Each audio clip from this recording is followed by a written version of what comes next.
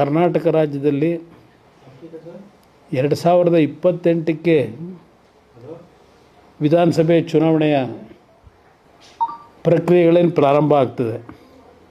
ಇವತ್ತಿನ ಬಿಹಾರದ ಚುನಾವಣಾ ಫಲಿತಾಂಶ ಕರ್ನಾಟಕದಲ್ಲಿ ಮರುಕಳಿಸುತ್ತೆ ಅಂತಕ್ಕಂಥದ್ದು ನನ್ನ ಅಭಿಪ್ರಾಯ. ಕಾರಣ, ರಾಜ್ಯದಲ್ಲಿ ಕಳೆದ 2.5 ವರ್ಷದ ಕಾಂಗ್ರೆಸ್ನ ಆಡಳಿತದಿಂದ ರಾಜ್ಯದ ಅಭಿವೃದ್ಧಿಗೆ ಈ ಒಂದು ರಾಜ್ಯದ ಸರ್ಕಾರ ಸಂಪೂರ್ಣವಾಗಿ ನಿರ್ಲಕ್ಷ್ಯ ಮಾಡಿರ್ತಕ್ಕಂಥದ್ದು ಒಂದು ಕಡೆ. ಕಳೆದ 2.5 ವರ್ಷದಲ್ಲಿ ನಾಯಕತ್ವದ ಬದಲಾವಣೆಗೆ ಸಂಬಂಧಪಟ್ಟಾಗೇ ಪ್ರತಿದಿನ ಪ್ರತಿ ಕ್ಷಣ ಆ ಪಕ್ಷದಲ್ಲಿ ನಡೀತಾ ಇರ್ತಕ್ಕಂಥ ಬೆಳವಣಿಗೆ ಏನಿದೆ, ಜನತೆಯಲ್ಲಿ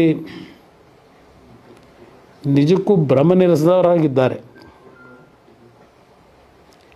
136 ಸ್ಥಾನಗಳನ್ನು ಅವರಿಗೆ ಕೊಟ್ಟಂಥದ್ದು ಒಂದು ಉತ್ತಮವಾದಂಥ ಸರ್ಕಾರ ತರ್ಬೋದು ಅಂತಕ್ಕಂಥ ಒಂದು ನಿರೀಕ್ಷೆಯಿಂದ ಕೊಟ್ಟಂಥ ಮತ ಏನಿದೆ, ಜನತೆಗೆ ದ್ರೋಹ ಮಾಡಿದ್ದಾರೆ. ಈ 2.5 ವರ್ಷದ ಅವರ ಆಡಳಿತ ನೋಡಿದಾಗ ಕರ್ನಾಟಕದ ಜನತೆಯೂ ಸಹ ಚುನಾವಣೆ ಎಂದು ಬರುತ್ತೆ ಅಂತಕ್ಕಂಥದ್ದನ್ನು ಕಾಯ್ತಾ ಇದ್ದಾರೆ. ನನ್ನ ಅಭಿಪ್ರಾಯದಲ್ಲಿ ಅವರು ಎಷ್ಟೇ ಚುನಾವಣೆಯಲ್ಲಿ ಆರ್ಥಿಕವಾಗಿ ಎಷ್ಟು ಪ್ರಮಾಣದಲ್ಲಿ ಹಣ ಖರ್ಚು ಮಾಡ್ತಾರೆ ಅನ್ನೋದಕ್ಕಿಂತ ಹೆಚ್ಚಾಗಿ ಏನೇ ಮಾಡಿದ್ರು ಈಗಾಗಲೇ ಮಾನಸಿಕವಾಗಿ ಜನತೆ ಮತದಾರರು ಸಿದ್ಧರಾಗಿದ್ದಾರೆ.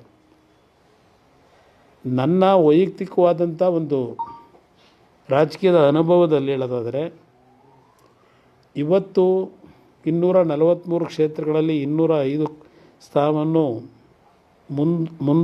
ಮುಂದೋಗಿರ್ತಕ್ಕಂಥದ್ದೇನಿದೆ, ಒಂದು ದಾಖಲೆ ನಿರ್ಮಾಣ ಆಗಿದೆ. ಆ ದಾಖಲೆಯನ್ನು